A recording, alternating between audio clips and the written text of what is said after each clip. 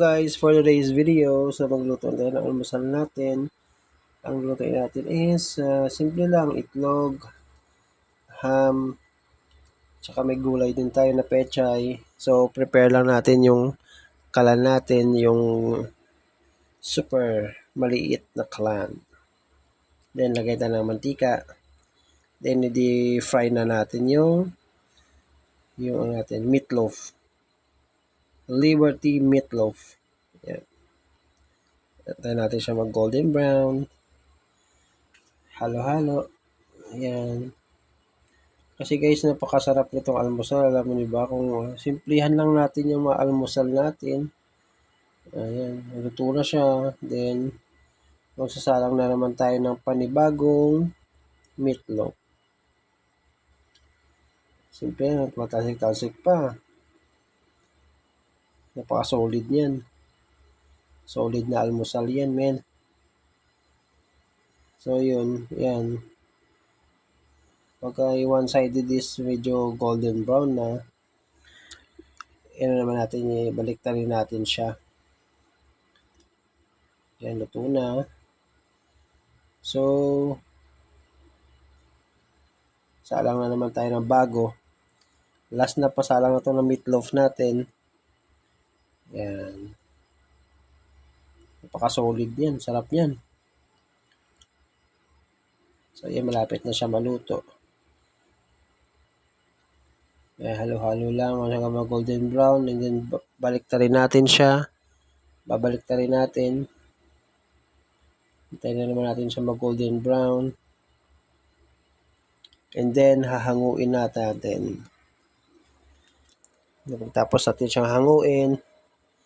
Ito na yung finished product natin. Ayan na. Yan, sarap niya, no?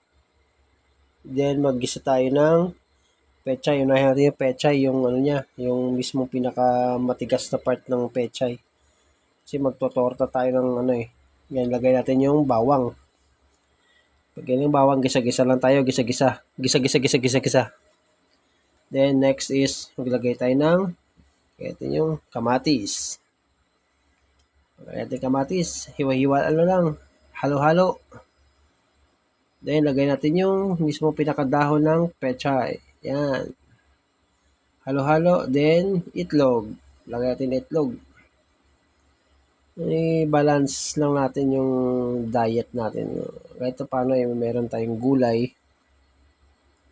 Meron tayong masarap na almusal. Lagay natin yung egg. So, antayin na natin siya golden brown. Tapos then, bali-balik rin natin. Tsaka, ready to roll na yan. Ready to roll. Antayin na natin luto. Then, bali-balik rin na natin yung ating niluluto.